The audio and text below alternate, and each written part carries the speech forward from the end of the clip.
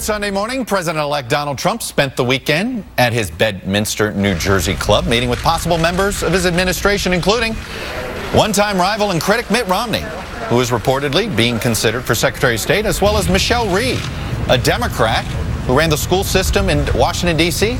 She could be the next education secretary. But if Mr. Trump has made one thing clear with his choices for national security posts, it's that he's not yet tacking to the middle, as many conservatives perhaps had feared or liberals had hoped. For National Security Advisor General Mike Flynn, who says militant Islam poses an existential threat to the United States.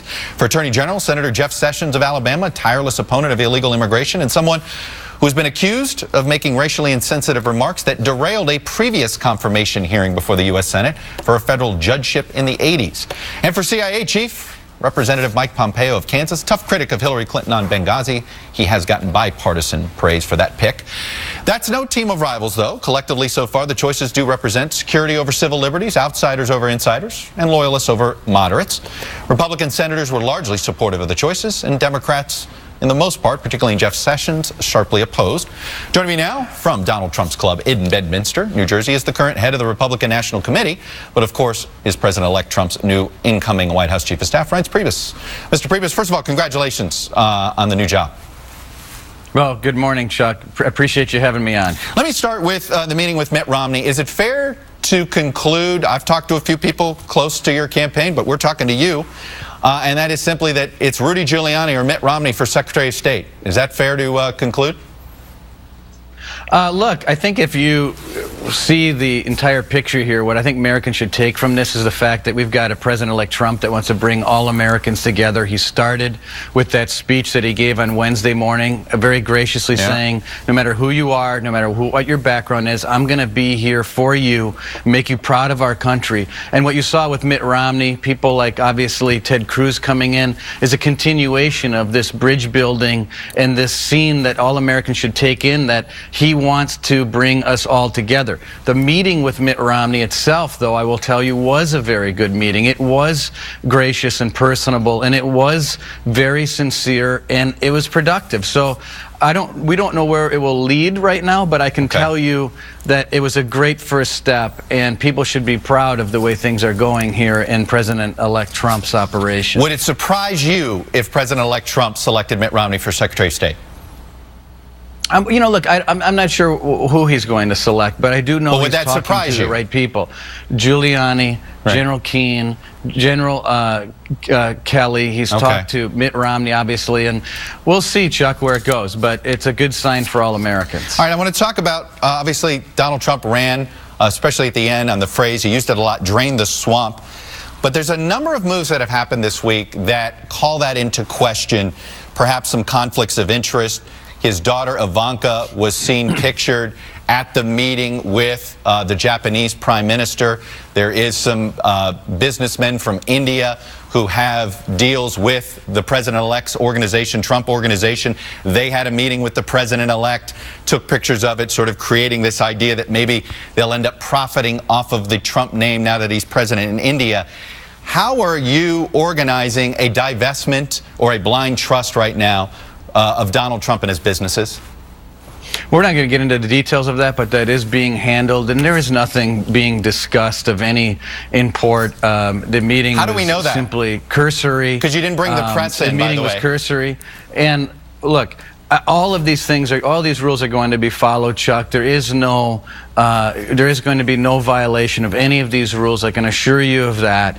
And as we move forward, those matters are going to be more clearly spelled out, and you're going to be aware of it. But look, the one person I can tell you that makes these decisions is Donald Trump. Families historically have been involved with their fathers in administrations.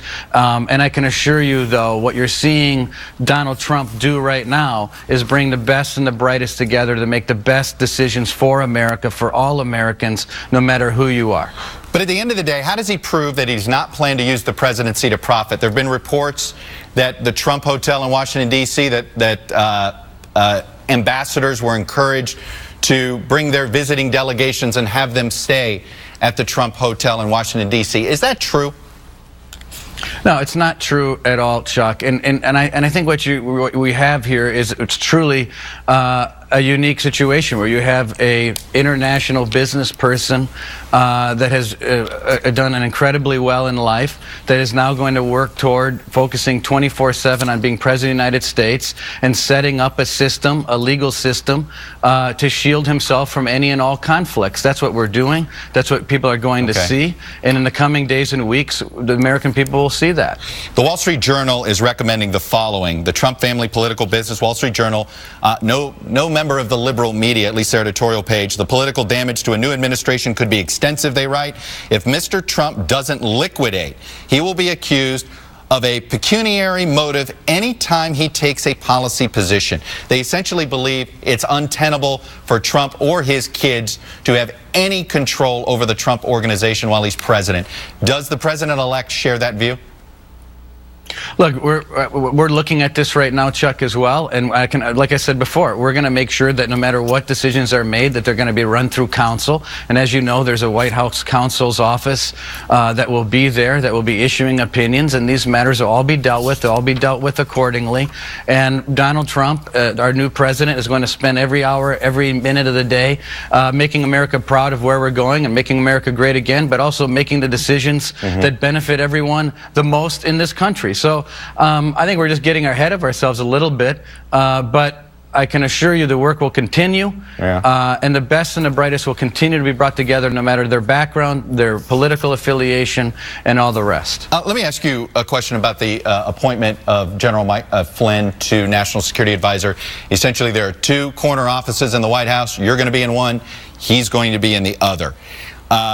In February, Flynn posted a video listing bombings perpetrated by Muslims with the comment, "Fear of Muslims is rational." Can you equivocally rule out a registry for Muslims? Look, I'm not going to rule out anything, but I wouldn't. We're not going to have a registry based on a religion. But what I think what we're trying to do is say that there are some people. Certainly not all people, Chuck. There are some people that are radicalized, and there are some people that have to be prevented from coming into this country. And Donald Trump's position, President Trump's position, is consistent with bills in the House and the Senate that say the following. If you want to come from a place or an area around the world that harbors and trains terrorists, we have to temporarily suspend that operation until a better vetting system is put in place. And when that happens, when a better vetting system is put in place, then those radical folks, or excuse me, they'll not be allowed in, but then others will be allowed in, but only until that is done. But that's what General Michael Flynn believes, and that's what President Trump believes. Does President-elect Trump agree with General Flynn that fear of Muslims is rational? Well, he believes that no faith in and of itself should be judged as a whole, but there are some people in countries abroad that need to be prevented from, there are some people that need to be prevented from coming into this country. So I think that's where 99% of Americans are at. All right. Reince Priebus, the next White House Chief of Staff. Appreciate the time, and thanks for coming on and sharing your views. Thank you, Chuck. You got it.